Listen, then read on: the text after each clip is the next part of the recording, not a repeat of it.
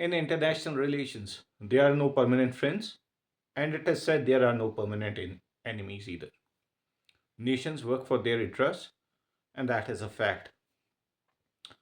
Hello, viewers. My name is Amit Mahajan, and I welcome you all to my YouTube channel, Layman History and Geopolitics. A very good evening, namaskar, and vanakkam to all of you. Friends, today we are going to talk about a topic which is trending in international media. I don't follow national media that much, so I don't have any clue what is happening in Indian media. But as I've said, I have said that I have studied reports from international media, and a thing has happened. Something of value for India has happened.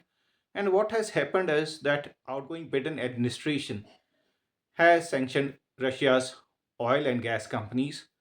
It has sanctioned basically the tankers which used to take Russian crude out of Russia and ship them to countries, destinations the world over.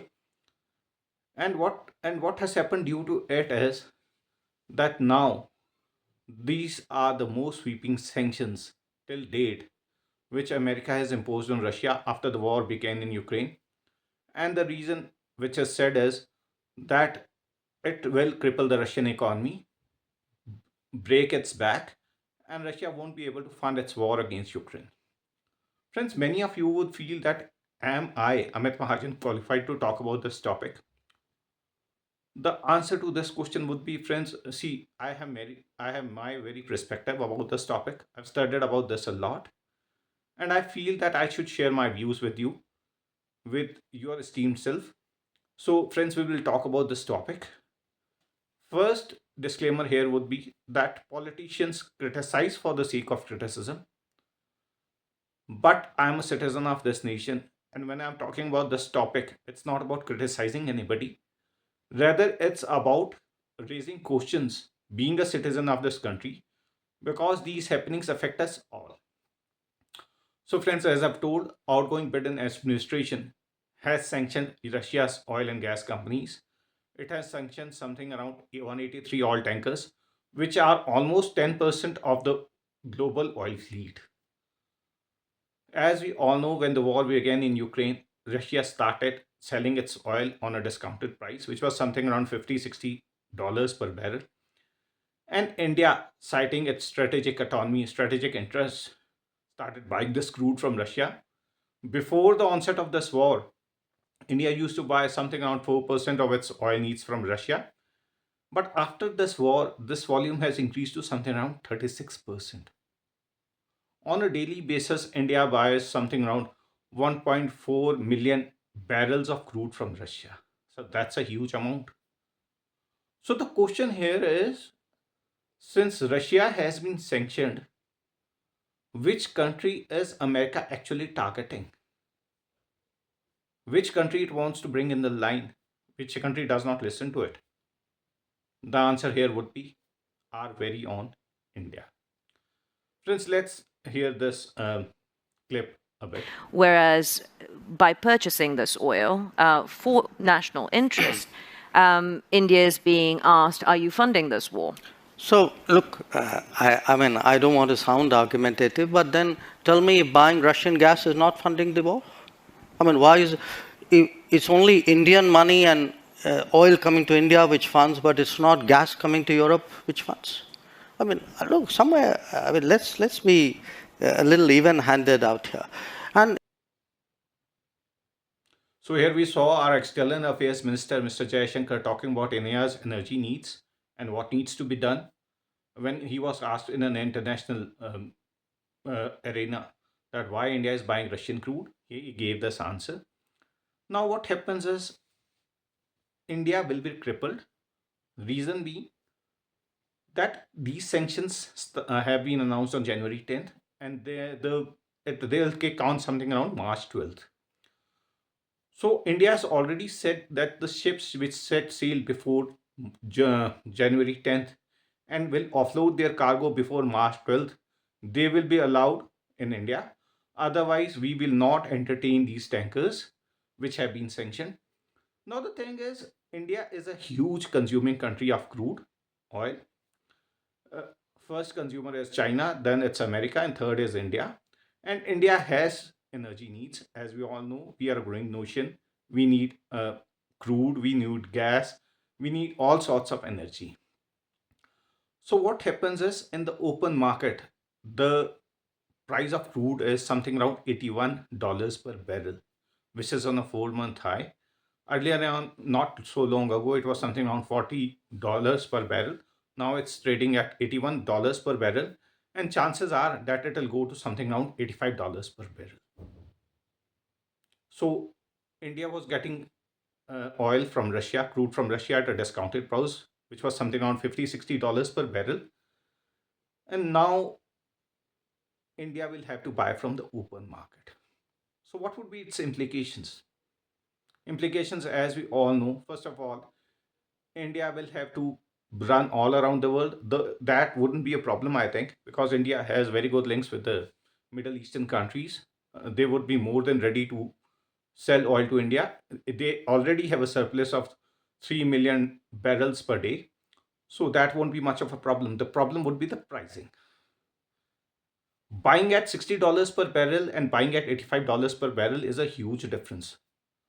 And the prices of everything will increase. The inflation will increase in India. These are the implications we'll be talking about now.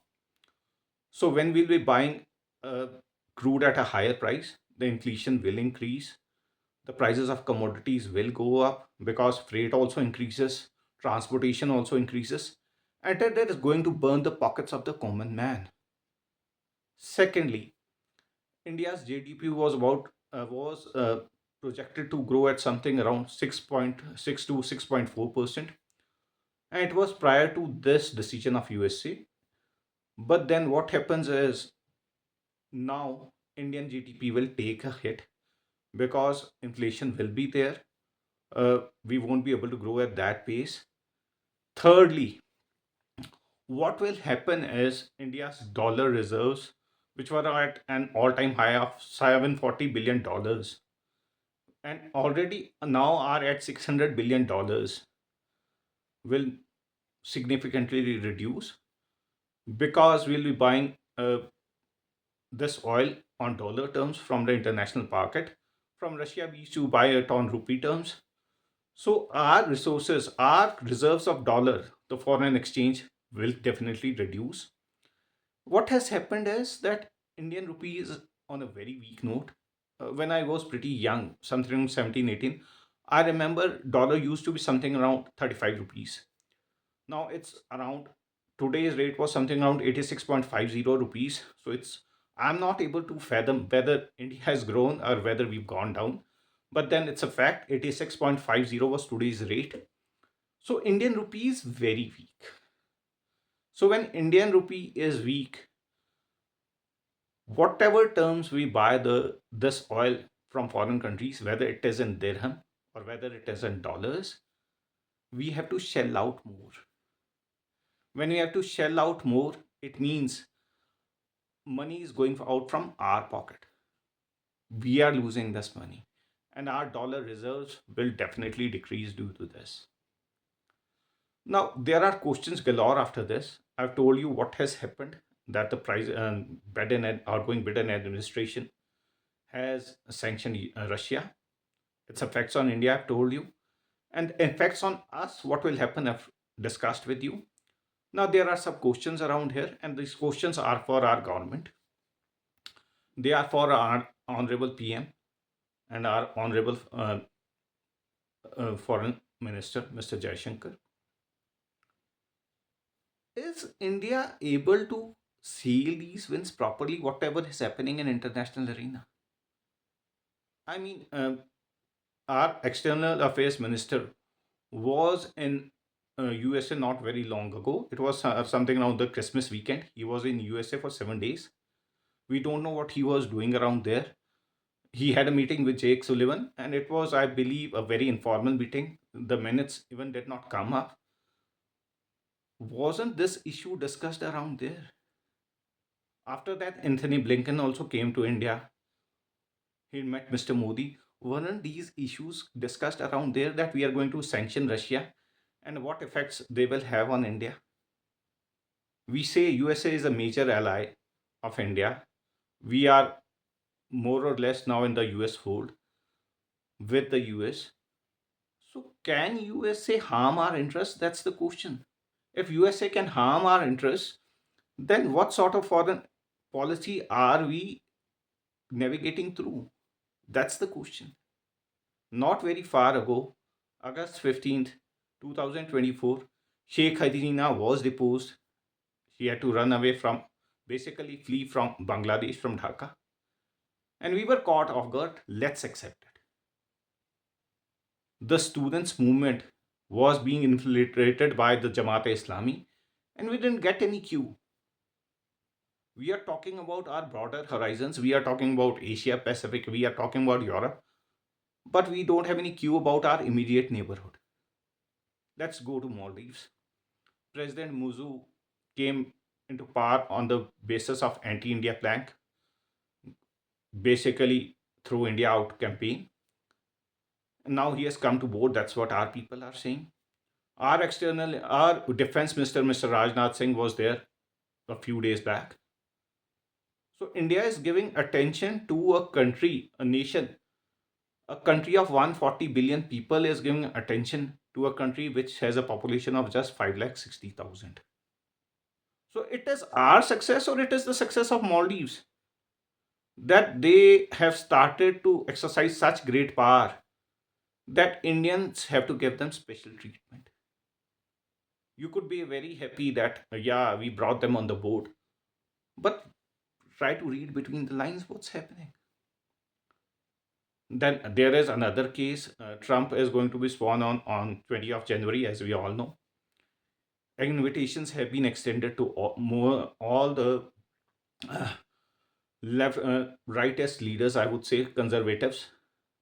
Giorgia Meloni will be there, Viktor Orban will be there, Argentina's president would be there. And we were expecting, as Indians, we were expecting that as Mr. Modi is a very good friend of Trump, as we are told, he would be invited. But then now we come to know that our external affairs minister, Mr. Jaishankar, would be attending the ceremony. The thing is, are we putting a person first or are we putting our nation first? Why is it always about Mr. Modi? Why is it not about our country, our India? The interests of India should matter around here, boss. If we would have been invited for this swearing in, I bet the whole media would have gone Goga. They would have used it an opportunity for coming elections.